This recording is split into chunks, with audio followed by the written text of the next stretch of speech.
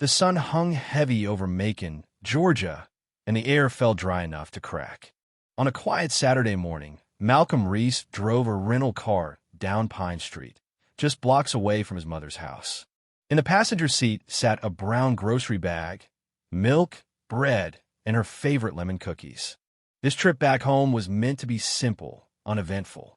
He hadn't returned in nearly a year, but everything looked exactly the same, at least on the surface.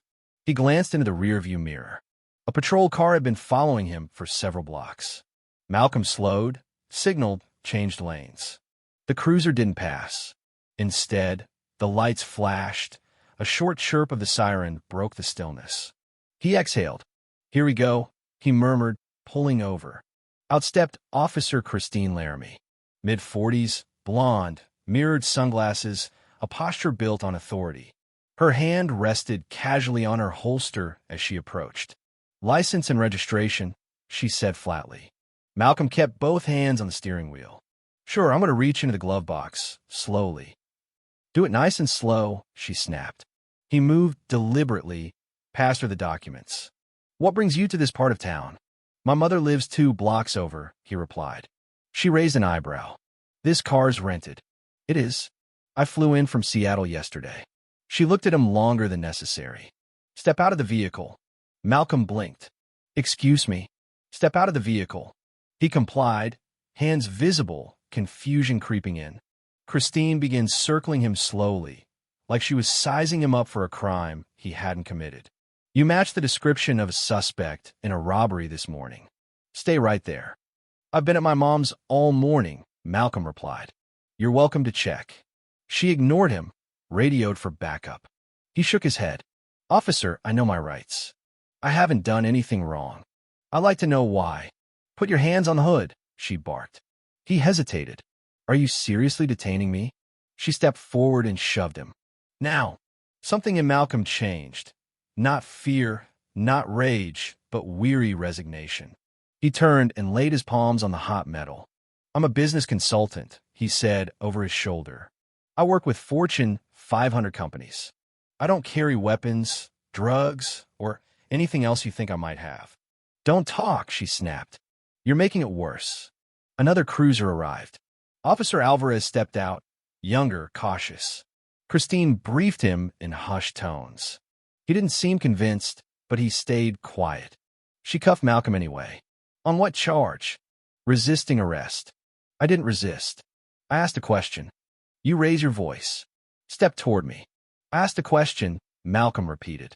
She shoved him into the back of the cruiser. He sat still, his phone vibrating in his pocket, probably his mother wondering why he hadn't arrived. He thought about the melting groceries, the quiet weekend that wouldn't be. He wasn't scared. He was tired. Tired of this. Tired of always proving, always justifying.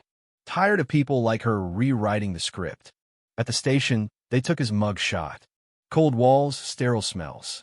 A clipboard shoved in his hands without a word. Christine filled out her report with mechanical precision. Aggressive tone, non-compliant behavior, threatening posture. It was language she'd used before, like a reflex. But this time, something fell off. He hadn't begged, hadn't cracked, hadn't panicked. He just stared her down with quiet defiance. They kept him overnight. No call, no explanation. Just a bench and a flickering fluorescent light. Malcolm didn't fidget. He thought, strategized, like he did for his clients. But this time it was personal. At 7:13 the next morning, a different officer entered. Gray at the temples, clipboard in hand. "You're being charged with obstruction and resisting arrest. Bail hearing this afternoon. I want to see the report. You'll need a lawyer. Then I'll call one." He uses one call on Mason Rudd, an old law school friend turned defense attorney in Augusta. They hadn't talked in years, but Mason picked up on the third ring. "Sit tight," he said. "I'm on my way." By afternoon, Mason had arrived. Calm, sharp, navy suit. Christine didn't like him. She recognized the quiet confidence.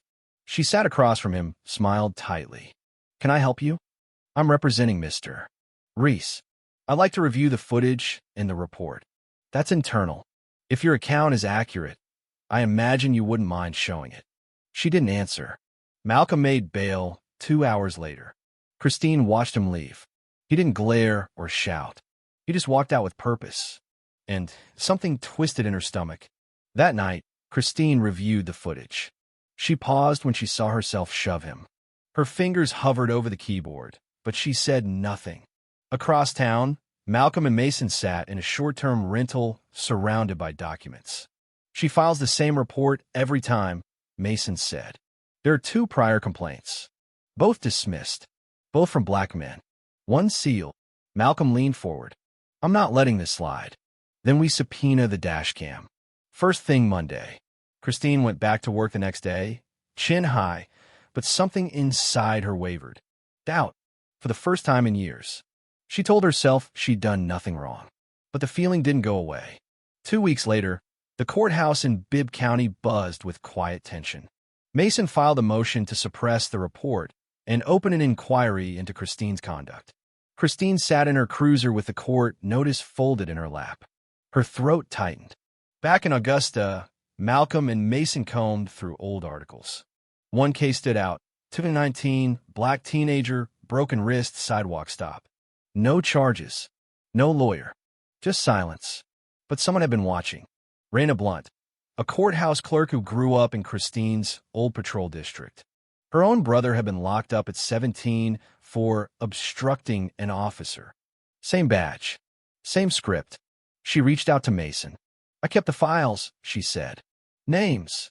Dates. I'll testify. Why now? Malcolm asked. Because I should have 5 years ago. And I'm tired of pretending I didn't see it. They added her affidavit to a growing folder. Christine tried to pretend it didn't affect her. But every interaction felt different. At roll call, colleagues avoided her eyes. Her locker was moved. People whispered. The footage hit the courtroom a week later. The room watched as Christine shoved Malcolm without provocation. No raised voice. No resistance. Just calm questions. Then cuffs. Is this how it happened? The judge asked. Christine hesitated. Not exactly. Did he resist? No. Then came testimony from Wallace and others. Retired men, teachers, warehouse workers. Stories echoed each other. Finally, Christine took the stand. 12 years on the force, she said. For formal complaints. Do you believe this one is valid? She looked at Malcolm. Then down. Yes. The judge ordered a full trial for misconduct and falsifying a report. The trial was swift. Once the footage aired, public opinion shifted. Christine was suspended without pay. 3 weeks later, she stood in court again, stripped of her badge, barred from policing. Reporters shouted. She didn't look up. Malcolm didn't gloat.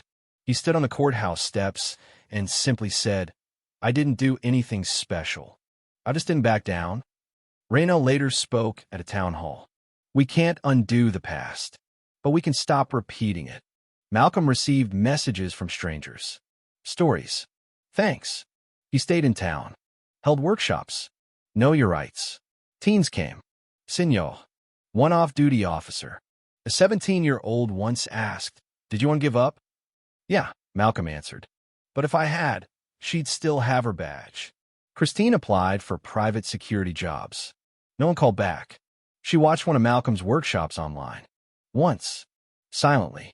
And when he said, Your silence is someone else's permission, she turned off the screen and sat still. Not everyone gets redemption. But the lesson, the truth, was no longer hers. It belonged to the people. Because truth doesn't need permission. It just needs to be told.